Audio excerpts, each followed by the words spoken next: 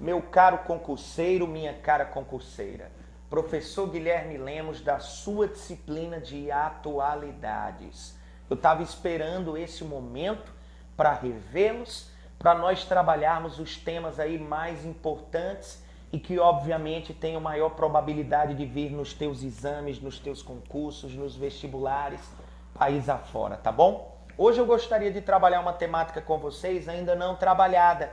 Nós pontuamos muitos temas sociais, muitos temas políticos e está faltando temas também na esfera ambiental.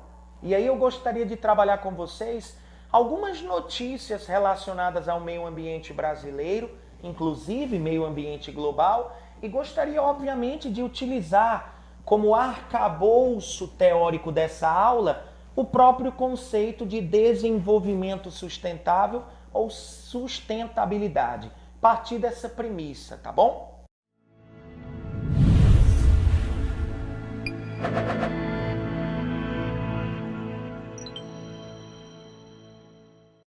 Vocês devem recordar, se não estou pontuando aqui, que a sustentabilidade é definida como a promoção do desenvolvimento econômico, visando minimizar os impactos ambientais, a fim de garantir recursos naturais para as gerações atuais e futuras. Essa definição está referenciada numa carta chamada Nosso Futuro Comum, da Conferência das Nações Unidas para o Meio Ambiente de 1987.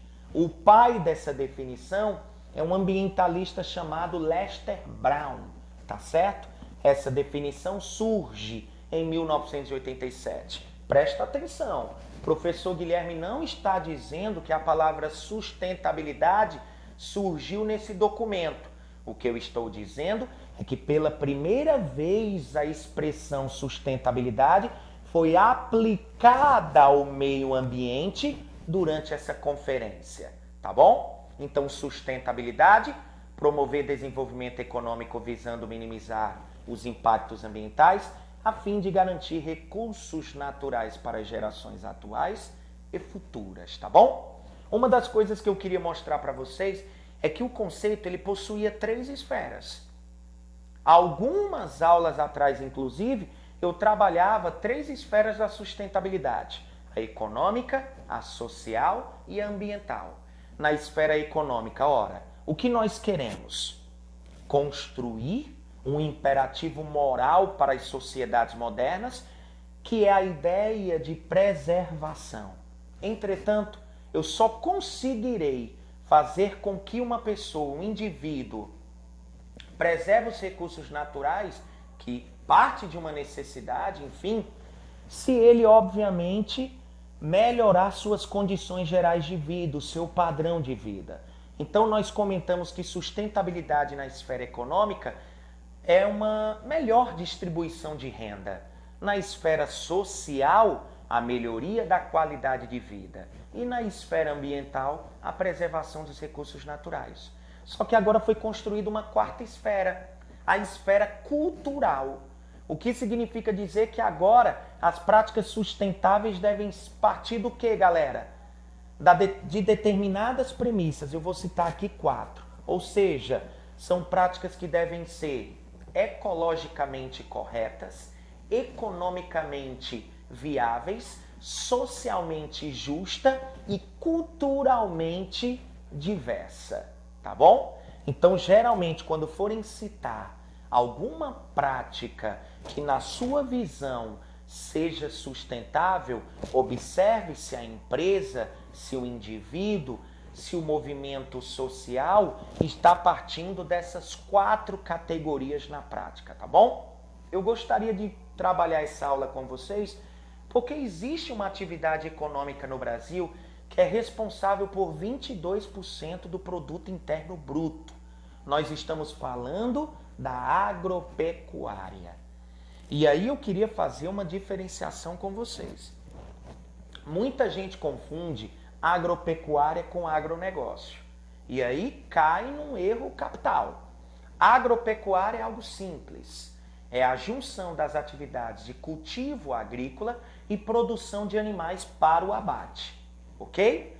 O agronegócio já significa toda a cadeia produtiva da agropecuária. O que é que significa isso? Ora, vocês sabem que existe hoje uma indústria de máquinas que produz, obviamente, todas as ferramentas, inclusive todas as máquinas, os meios de produção, único e exclusivamente para o campo.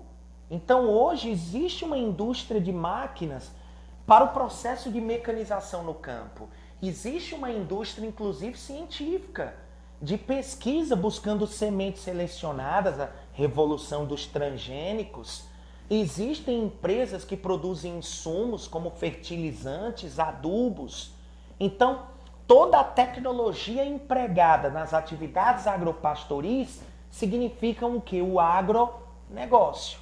E muitos ambientalistas dizem que o agronegócio talvez seja hoje o maior vilão. E aí nós temos que observar algo chave. Será que o agronegócio brasileiro, que queira ou não, hoje é uma das principais plataformas de desenvolvimento do Brasil, estão seguindo a cartilha do que é a sustentabilidade? Bom, na prática, vemos o contrário. E aí eu gostaria de citar para vocês o seguinte. Nós estamos no mês de mobilização do Movimento dos Trabalhadores Rurais Sem Terra, o MST, o maior movimento popular de trabalhadores do mundo. E o tema esse ano, galera, me chamou muita atenção. Eu disse, vai ser a primeira questão relacionada ao meio ambiente brasileiro que eu vou trazer para os meus alunos e queridos alunos do Humanas em Foco, que trata do tema eucalipto, fome e seca. E me chamou a atenção. Pesquisando melhor, eu observei que tem uma empresa que é a maior produtora de papel do mundo, de capital finlando-sueco, chamada Stora Enso. Essa empresa, ela está atuando no Brasil. Começou na região sul, mas como você sabe, o movimento de expansão da fronteira agrícola, além da região sul, chega à região centro-oeste e mais tarde, obviamente, chegará à região norte e ao nosso bioma amazônico. E aí nos preocupa. E o que essa empresa faz? Primeiro, essa empresa tem várias acusações. Ela construiu um mito de responsabilidade social, por isso que a gente tem que prestar muita atenção nisso. Essa coisa dessas empresas que se intitulam empresas com selo verde da sustentabilidade, de responsabilidade social, mas que na prática nós temos empresas com muitos processos na justiça. Inclusive essa tem acusações de não colaborar para a reforma agrária, de boicotar a reforma agrária, de expulsar o trabalhador, né? Nós temos aí, inclusive, a realização de trabalho análogo à escravidão, como não poderia deixar de citar o grupo BRF, donos de empresas como Sadia e Perdigão, que foram multadas agora em R$1 milhão por causa da realização de trabalho degradante, exatamente esse truste horizontal. Você sabe o que é truste? A união entre empresas horizontal de mesmo ramo, e a Sadia e Perdigão foram multadas. R$1 milhão por trabalho degradante. E quando vocês observam aí as propagandas, dá-se a ideia de que são empresas responsáveis socialmente justas. Lembram-se do termo lá das esferas da sustentabilidade? Então nós observamos que na prática é bem diferente. Pois bem, essa empresa, galera, ela está praticando hoje o que o MST está tentando denunciar, que é a monocultura do eucalipto. Nós sabemos que esse modelo de agricultura moderno, baseado muitas das vezes na agricultura de plantation, a monocultura praticada em latifúndios, onde a produção está alicerçada e voltada para o mercado externo, é absolutamente danosa do ponto de vista sustentável. O que é que eu estou tentando dizer para vocês? Se vocês observarem a monocultura de eucalipto em vastas regiões, nós temos o que os ambientalistas estão chamando de desertos verdes. grandes áreas no Brasil em que estão plantando único e exclusivamente o eucalipto transgênico, extremamente danoso ao meio ambiente. Por quê, Guilherme? O eucalipto, galera, é uma árvore que ela suga a água do solo. Se você observar entre as árvores de eucalipto, e aí eu vou pedir para o meu parceiro, o editor-chefe, Israel S. Ribeiro, para o mesmo colocar aqui a imagem para vocês. Se vocês observarem entre os pés de eucalipto, vegetação não se manifesta. Apenas uma vegetação rasteira de gramíneas. Além disso, você tem uma perda de toda uma biodiversidade ao sumiço de espécies. Porque, obviamente, nós temos ali naquela região uma vegetação homogênea, ok? Inclusive de grande porte, sumiço de espécies. Expulsão do trabalhador, visto que a extração do caule do eucalipto para a produção da celulose é praticamente toda mecanizada. Expulsando o trabalhador. Então, observem, você tem o sumiço de espécies, uma árvore que suga a água do solo, expulsa o trabalhador, há uma perda de biodiversidade, e isso obviamente chama atenção. Tem que ser denunciado para a produção de quê? De papel, ok? E aí eu tenho os chamados desertos verdes através das monoculturas do eucalipto. Então, além de nos preocuparmos com o eucalipto, também temos que nos preocupar, obviamente, com outras monoculturas, a soja, o café, enfim, a laranja, a cana-de-açúcar, enfim, outras monoculturas. Obviamente, ninguém aqui é contra a produção agrícola, muito pelo contrário, mas não esqueçam, a promoção do desenvolvimento econômico deve acompanhar, obviamente, o respeito aos recursos naturais. Então, nós temos que observar se esse equilíbrio está sendo construído por parte das empresas, tá bom? Inclusive, nós vemos que essas empresas têm uma importância tremenda. Atualmente, nós temos uma expressão, enfim, vocês devem estar acompanhando uma expressão para a política brasileira chamada aí de bancada BBB. Ou seja, a nossa representatividade política em torno de deputados e senadores em defesa do boi, da bala e da Bíblia. E aí eu não gostaria de colocar um sentido negativo a isso, mas nós, obviamente, no campo brasileiro, nos preocupamos, além da agricultura moderna, o agronegócio, nós temos também a questão da pecuária extensiva, né? E aí a gente tem que acompanhar, inclusive, algumas informações que são extremamente pertinentes. Com relação ao meio ambiente global, Guilherme, pessoal, existe a assinatura, estamos nos aproximando da COP21, em Paris, na França, mas nós tivemos uma informação que representa um acordo climático histórico. 2 países que são responsáveis por 45% das emissões de gases do efeito estufa, gás carbônico, dióxido de carbono inclusive, óxido nitroso e o gás metano, enfim, 2 países que são os maiores emissores de gases do efeito estufa, Estados Unidos e China, que inclusive são responsáveis por quase metade das emissões, 45%, pela primeira vez, visto que os 2 países não ratificaram o protocolo de Kyoto, pois Barack Obama e Xi Jinping se reuniram para a assinatura de um acordo climático histórico. Por incrível que possa parecer, esses 2 países, essas 2 nações, nem se sentavam, sequer sentavam-se à mesa de negociações para definir qualquer acordo climático, visto que um acordo climático significaria algo que prejudicaria num dado momento o desenvolvimento econômico e a matriz industrial e energética desses países. O que é que os países assinaram, Guilherme? A China se, pelo menos, colocou, se definiu, enfim, se colocou dentro da assinatura do acordo climático que vai aumentar a taxa de redução de suas emissões de 12% para 20%. Então a China, ela assinou um acordo onde ela se coloca na obrigação de aumentar, de elevar de 12% para 20% a taxa de redução de emissões de gases do efeito estufa. E os Estados Unidos? Uma definição aí, enfim, muito frágil, coloca que vai dobrar a meta de redução de suas emissões, mas não estipula um valor. E aí a gente coloca o acordo climático um pouco em descrédito, porque as duas nações dizem que só vão realizá-lo a partir de 2020. E aí você diz, Guilherme, acordo climático histórico?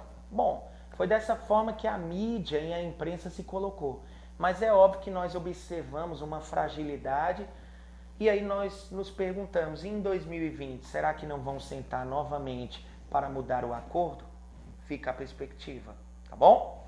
E ao final eu gostaria de retornar ao Brasil citando para vocês a questão do fim das sacolas plásticas tradicionais no estado de São Paulo.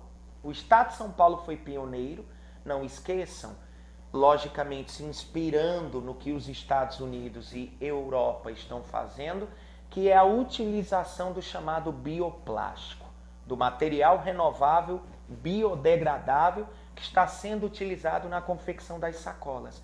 Só para vocês terem uma ideia, a lei paulista ela é pioneira. Ou seja, 51% da composição dessa nova sacola plástica tem que ser feito com o bioplástico, com esse material biodegradável.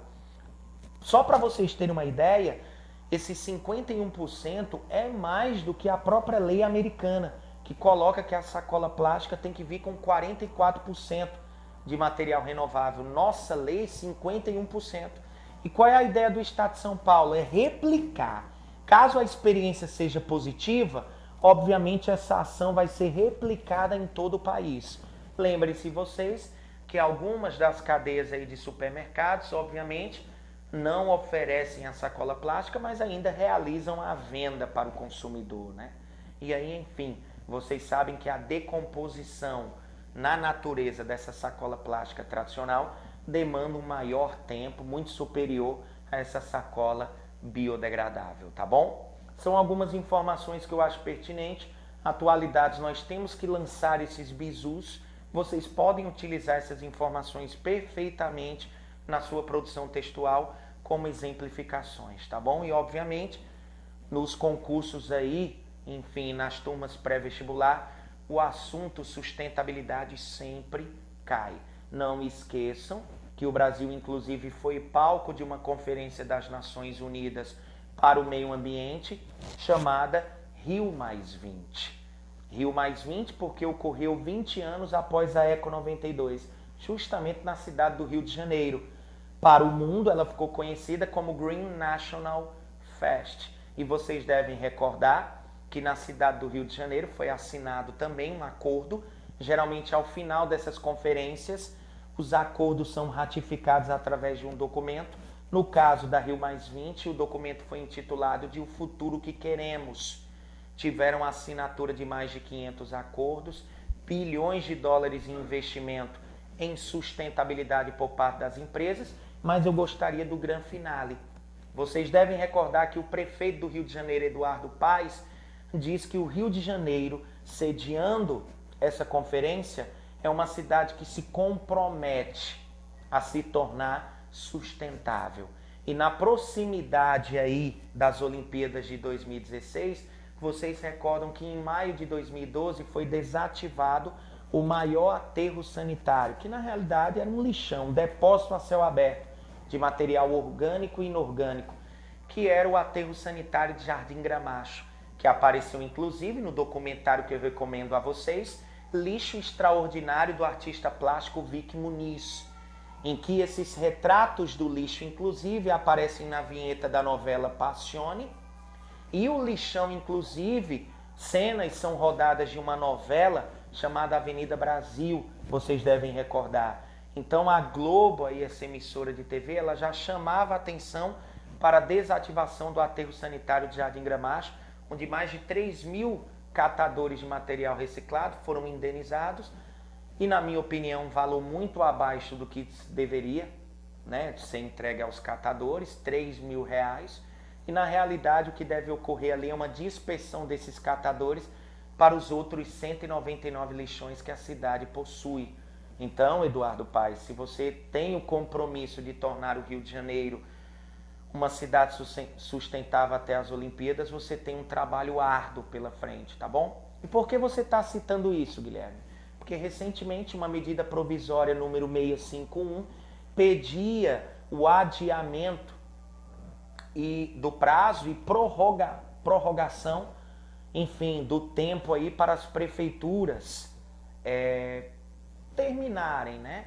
Desativarem seus lixões, já que agora o destino, pelo menos no mínimo, o destino correto deve ser a selagem do lixo através dos aterros.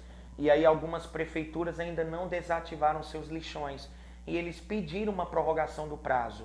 O presidente Dilma vetou essa medida provisória, ou seja, as prefeituras têm aí um prazo de 60 dias para entregar seus projetos de construção de aterros sanitários. Então chama a atenção o fim dos lixões. E outra prática não paulista com relação às sacolas plásticas, mas no Rio de Janeiro, é o programa do lixo zero, em que no perímetro aí, definido como centro da cidade, quem for visto lançando desde uma bituca de cigarro, um papel de bombom, pode ser multado aí no valor desde R$ 157 até mais de R$ 3.000, dependendo do tamanho do material aí descartado. Então chama atenção essas experiências aí, algumas leis, mas não esquecer, né? A lei por si só, ela só vai apresentar eficácia se obviamente ocorrer um processo de conscientização promovido através da educação, da formação de uma cultura do preservar, tá bom? Fica aqui o professor Guilherme, agradeço demais a vocês, a sua atenção, a sua paciência, espero que as informações tenham sido aí de suma importância para a utilização das mesmas, enfim, nos mais variados exames. Galera, um abraço grande, Humanas em Foco, H aqui no coração, eu finalizo aqui, até a próxima, se Deus quiser.